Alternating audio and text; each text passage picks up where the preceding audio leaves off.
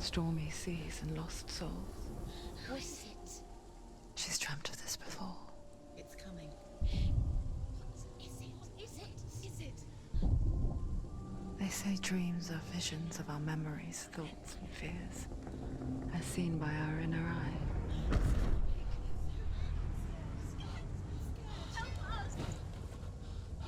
But what if each one of us is always dreaming, even when awake? And we only see what our inner eye creates for us. Is this what hell is? A world shaped by Senua's nightmares. Maybe that's why people fear seeing the world through her eyes.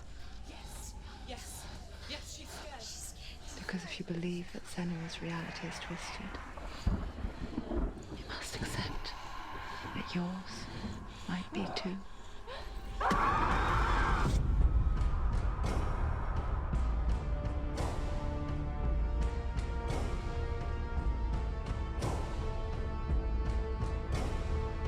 Hellblade: Senua's Sacrifice is a video game about Senua, a Celtic warrior on a vision quest into Viking territory. But what sets our hero Senua apart is that she suffers from severe psychotic mental illness. He knows she's getting closer. He can feel her coming closer. She's getting closer. The original idea for Hellblade was to create a classic hero's journey, a journey of suffering, but one where the fantasy world is not another planet or alternate universe, but a world that is constructed in Senua's mind. But to do so would mean putting psychotic mental illness at the center of the experience, a subject that is still considered taboo, and a challenge that was both terrifying and exciting in equal measure. In Hellblade, the starting point was a newly discovered Celtic goddess called Senuna in Ashwell, Hertfordshire. When first discovered, her name was thought to be Senua, a name which I liked and kept. I wondered if Senua might have been a Celtic warrior like Boudica who stood up to the Romans. While the Romans had conquered all of Europe, there was a group of Celts up in the furthest reaches of the Roman Empire that could not be conquered, the Picts. And so the Romans built a wall, called Hadrian's Wall, that spans across Britain from sea to sea to keep the Pictish barbarians at bay. The Picts were known for their war paint, painted on with woad, and their matted hair clumped with lime. And so Senua would be a barbarian Pict in this image. What's your name? Senua. I haven't seen you before.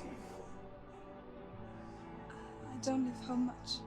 Oh, Zeno's daughter. I have to go. Wait.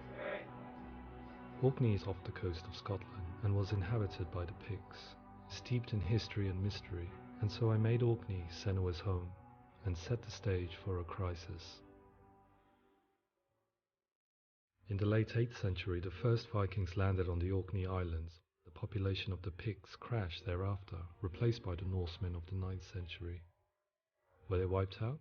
We don't know for sure, but it would seem likely given the reputation of the Vikings. The Northmen's brutality is legendary. High-ranking leaders and chieftains of the tribes they conquered were often offered as sacrifice to their gods. The most brutal of these sacrifices was known as the Blood Eagle. I imagine Senua as a young female warrior who returns home from exile to find her partner, Dillion, brutally sacrificed to a Norse god by these hellish warriors from a faraway land. I imagine the horror of this moment and how it would have dragged her deep into mental torment.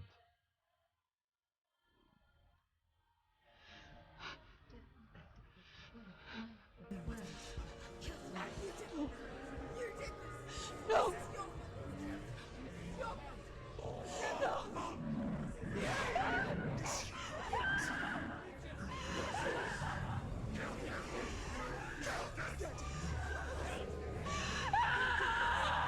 I came to learn that the Celts had a sophisticated and nuanced perspective on the nature of mental disorder. One term they used was gelt. A gelt is a man or woman who has been driven mad by a curse, battle trauma, or grief. The gelt would take to a life in the woods in search of penance, punishment, and purgation. And so Senua became a gelt, cursed by darkness, looking for redemption in the wilds.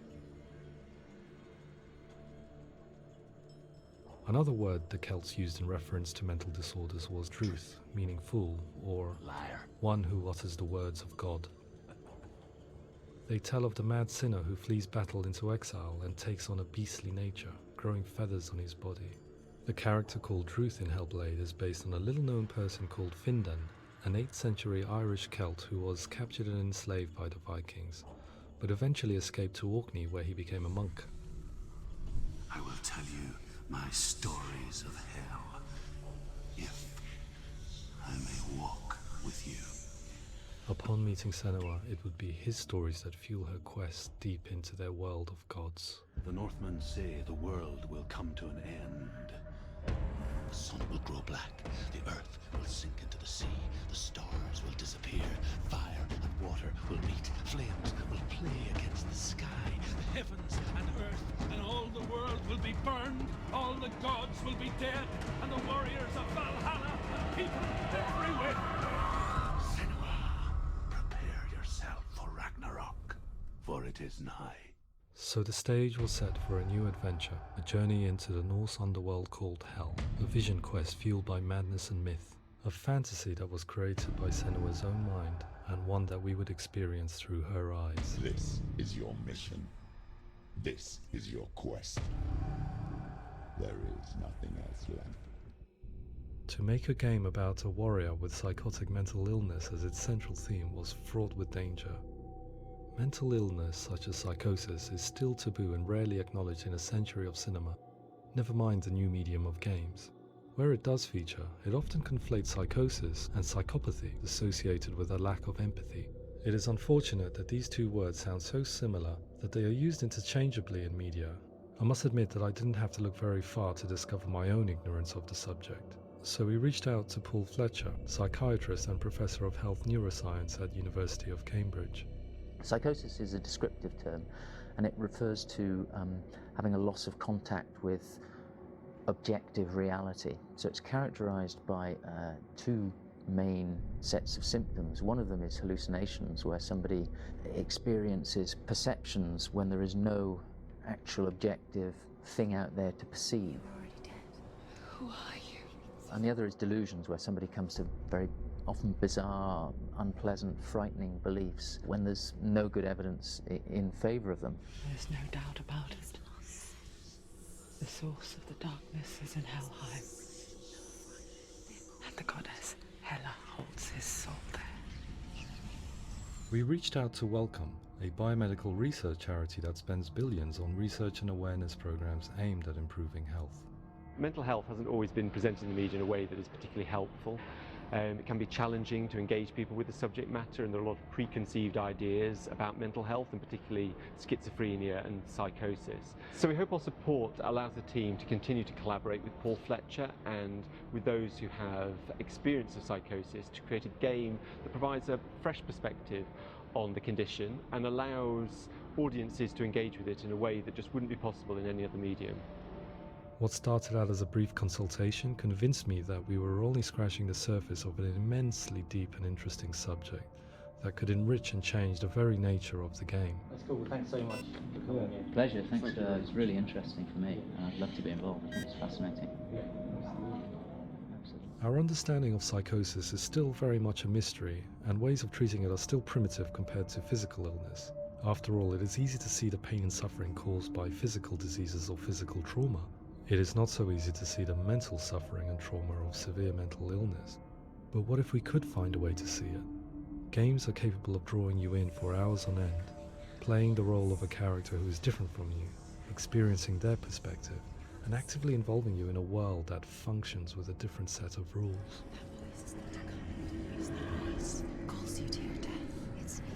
If we were to represent Senua's psychosis, we would have to simulate voice hearing, a common attribute. But how can we simulate something we have no first-hand experience of? Professor Charles Fernyhough, a leading expert in voice hearing from Durham University, offered his help. Hearing voices is an experience that is usually associated with severe mental illness, and crucially we know that hearing voices is a part of ordinary life for many people who don't meet the criteria for mental illness. Yeah. Oh, that's not him in real life. We know voices vary according to where they appear in space. Voices can appear far away in the distance, they can appear right there in your ear, they can seem to be coming from inside your head.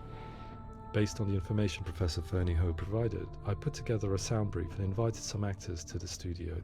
We recorded the actors using a binaural microphone, which records the 3D spatial position of sound, replicating the way sound is heard by human ears. It gives you an incredible sense that the person you are listening to is right there beside you. See how she's going.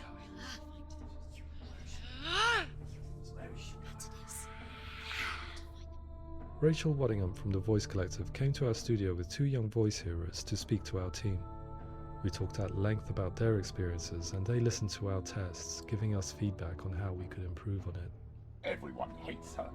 She's cursed. It's very hard to represent what this experience is like, partly because it's such a personal, intense, emotional experience.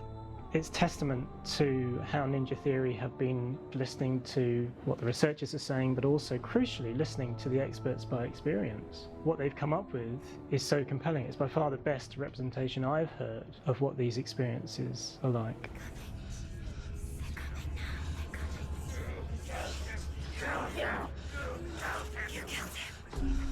Other common attributes of psychosis are visions and flashbacks. We met with Recovery College East, who work with and care for people recovering from severe mental disorders. A group of service users gave us their first-hand account of what they experience. Sometimes when the visions or what we're seeing is too much, it becomes more difficult until eventually we practice don't see anything. The people we spoke to, the stories they told, were fascinating, harrowing and mind-boggling. The reality of what people experienced was vivid, far exceeding what I could possibly have imagined. We went away itching to represent some of these visions and flashbacks in the game. As we all know, my heart is so, love is so far away. Don't you know how I wanna feel deeper? I could never know how you grow, all these days are killing me. Now I see deep in me insanity does unfold. I just wanna feel deeper, deeper. I just wanna feel deeper, deeper.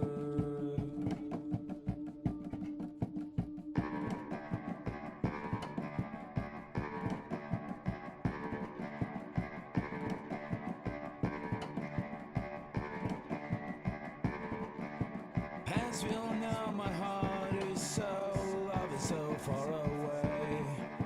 Don't you know how I wanna feel deeper? I could never know how you grow, all these days are killing me. Feel like this, read like this, I just wanna live, that's all. I just wanna feel deeper, deeper. I just wanna feel deeper, deeper.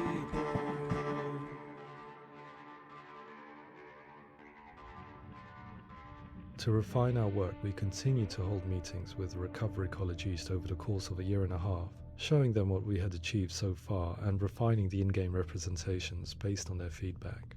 With their help, flashbacks, visions and changes in perception were woven into the story and gameplay of Senua. The students that are involved in this project are incredibly excited about being involved. They have described the experience as being important because it values their lived experience and shows that despite what we have been through, all of that experience becomes valid, that actually it's something that we should all be talking about. The experiences described range from beautiful to frightening beyond comprehension. I heard of a girl who has to live with an angry voice screaming at her, slamming on her doors and walls 24 hours a day. I met someone who would often see hanging corpses in a room, so real that she would sometimes try to rescue them. The panic and fear that comes with such visions is entirely understandable, and it can be a living horror for some. Worthless, weak, pathetic. Go on, feel sorry for yourself, because there is no one left to do that for you. I was urged by one fellow that we should not shy away from showing this horror, and so I was perpetually torn in making Hellblade. Had we gone too far with our representations or not far enough? broken, and lost. Just like your sword. Come on.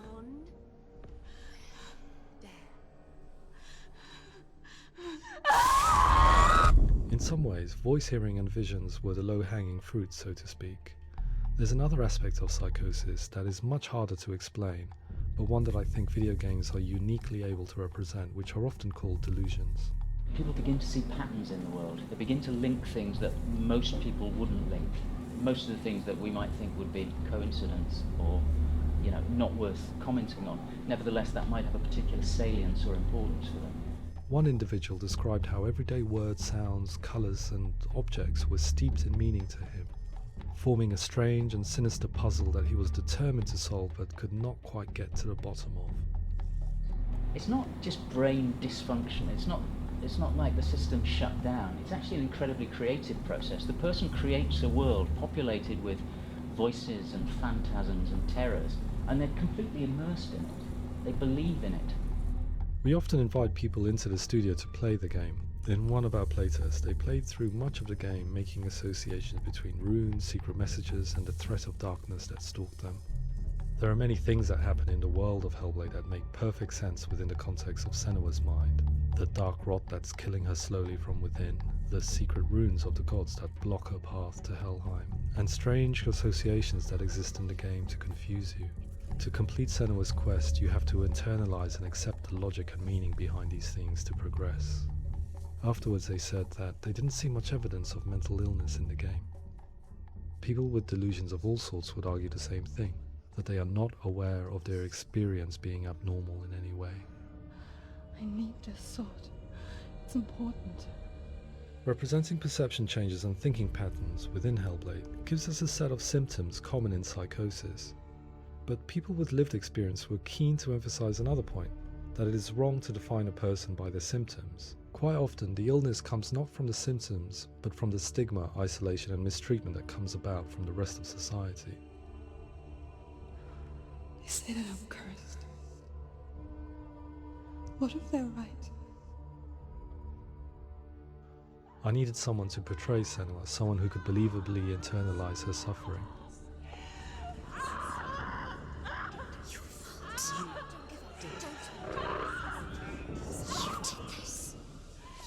Melina Jurgens, our video editor, had been a stand-in for Senua over a few months while we perfected our motion capture techniques. Without realizing it, she had already auditioned for the role, and I knew her well enough to know that I didn't have to teach her to act, but to relive her own internal pain. As often is the case, those who have suffered mental anguish are never far from us.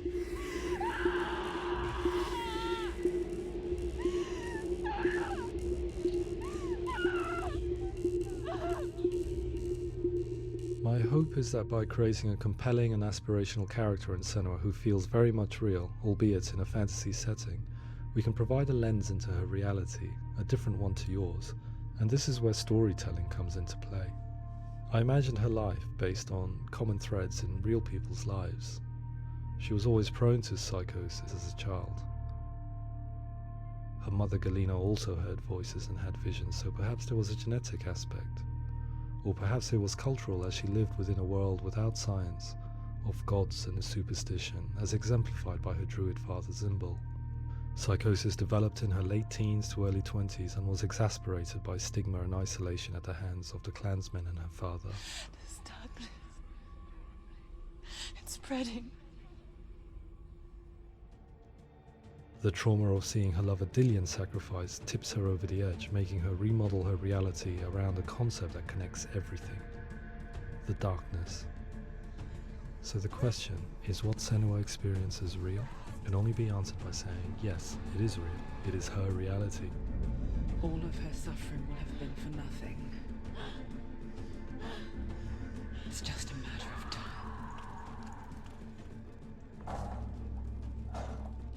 Towards the end of the project, service users and professionals that had collaborated with us were invited to see the near-final game. It was a chance to see if the game had reflected their views or if it had misrepresented them. For me, being involved in especially developing Senua's character has been really important, and being able to bring in my perspective and what I see and what I hear, and having that built into the game has been a real privilege. It's gritty and it's meaty, and there are some tough subjects in there that are being tackled with honesty.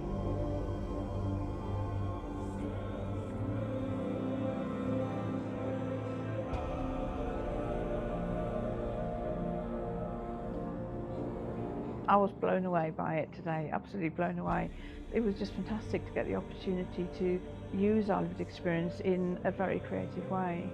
There's nothing tokenistic about the work we've put in. It feels like we've been listened to, things have been taken on board, and I think there was a lot of realism in the game itself, and it feels very authentic.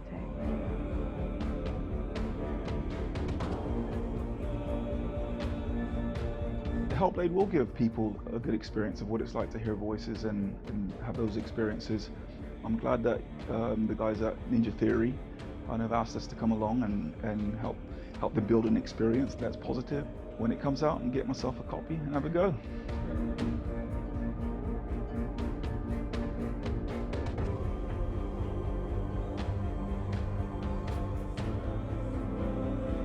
I think all the way through I was really inspired by how the conversations have translated into the game in a way that I think I didn't imagine was possible. So wonderful, really wonderful.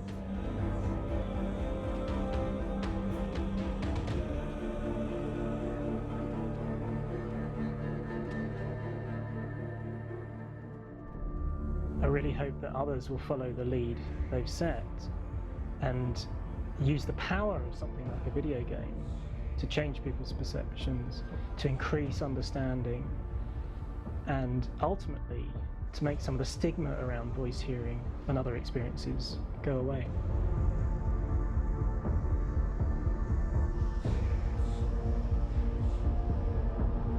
For me, it was really exciting to see something that I explore scientifically being represented so beautifully in a character who's trying to penetrate the mysteries of the environment in which they've been placed, with all of this strange uncertainty and noise and conflicting information that they're getting.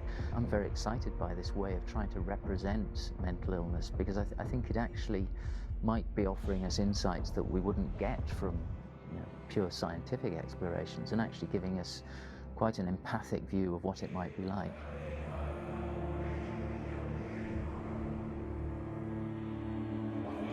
Mental illness has been with us for as long as we have been on this planet, but why?